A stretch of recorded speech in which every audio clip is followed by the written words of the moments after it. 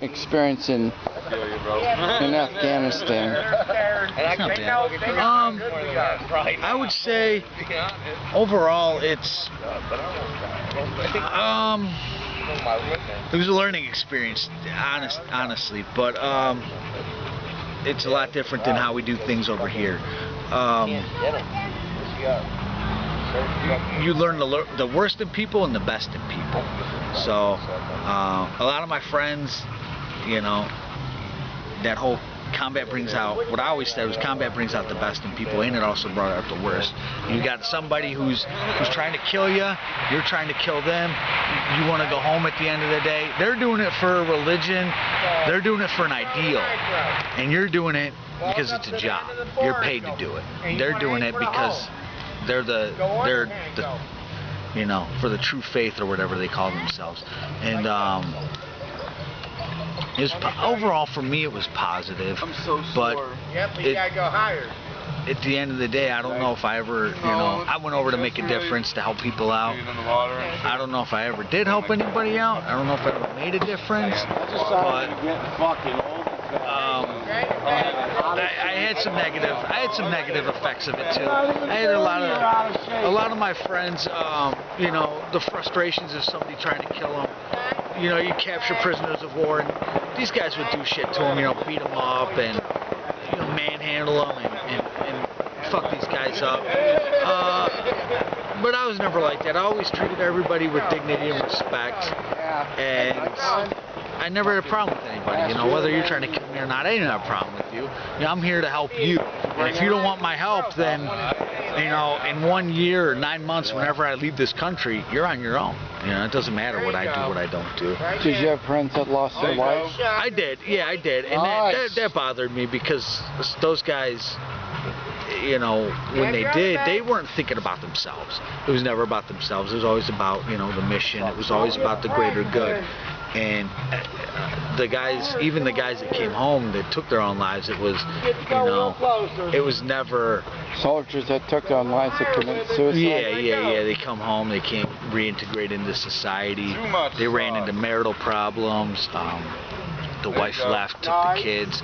The guy couldn't get a job. Gets out of the military. He can't get a job. You know, a lot of these guys, they spent over a decade in the military. You know, you got guys that spent 5 to 10 years or more in the military, and then once they get out, there's no structure once they get out, and then once they get out, they have no job, they have no income. Oh, so you got a red stripe in your hand. They can't reintegrate into society, so they take their own lives. You know, their families leave them. Things like that, and a lot of these guys took their own lives. They couldn't get help. They couldn't get the help they needed. And I think another problem is that the minute you join the military, you're trained to go to war. You're trained for combat. Everything is go, go, go. And once you come home, there's no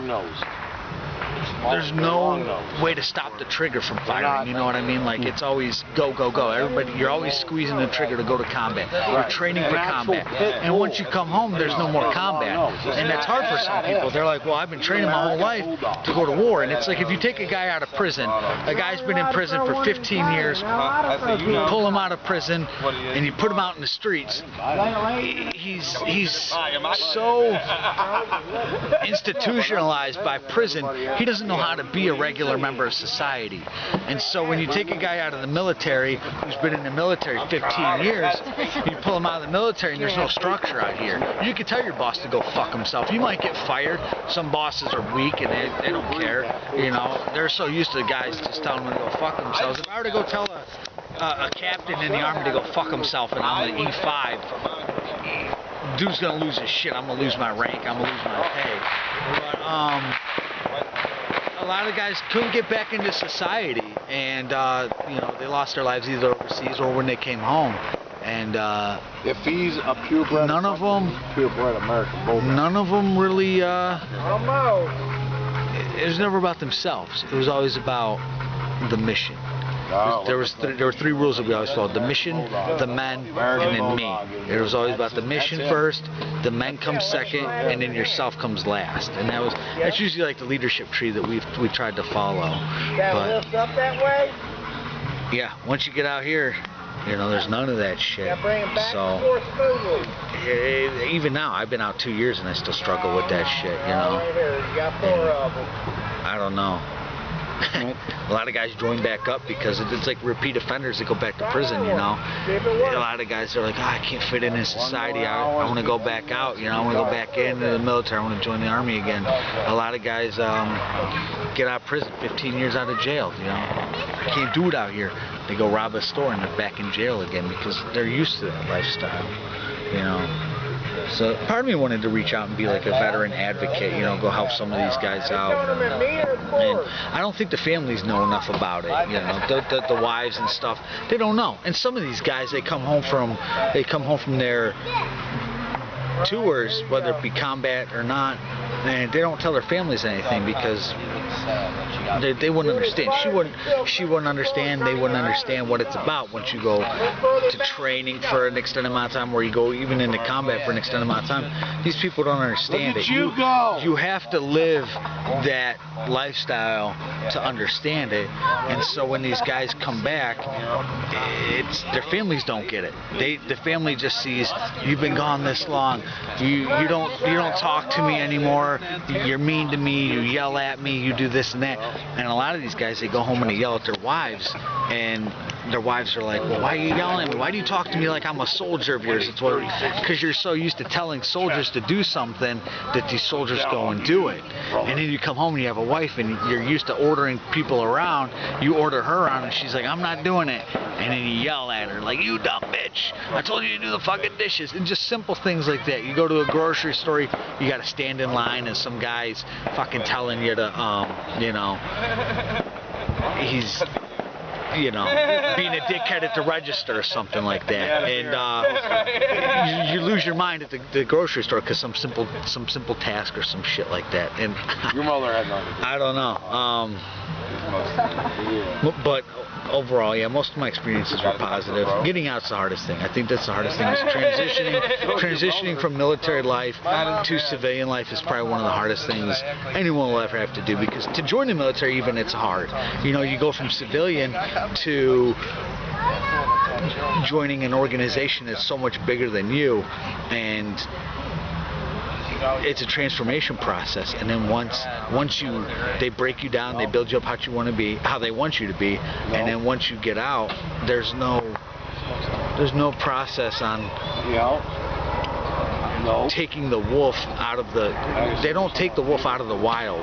You're just a wolf that has been trained to fight, and you get out and then they put you with but the big term that they use is sheepdog. You're a sheepdog and you're put back in with the sheep. And you're always you were always trained to fight the wolf. You're a sheepdog that was trained to fight the wolf, but once you leave the military service, you're now a sheep. You're a sheepdog within the flock of sheep, and you're always longing for that.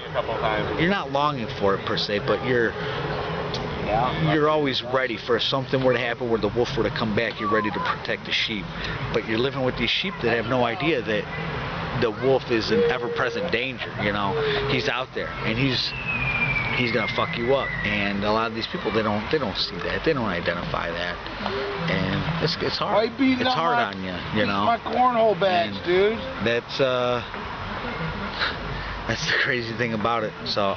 Tom, leave me alone, or I'm gonna throw one at you. Yeah, I don't know. Yeah, throw it at him. Yeah, I don't know what else to say about that.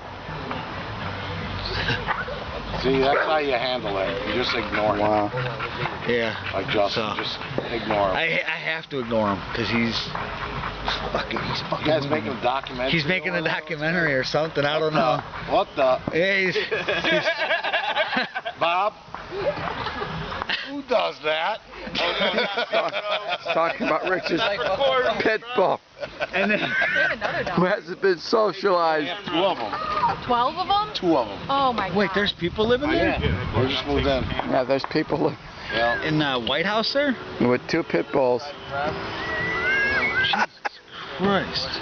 Go introduce Titan to him. Yeah. Bob, do I need to take that camera away from you? I think so. Russ it from me. Russ it from you. I gotta get more booze. All right. Yeah.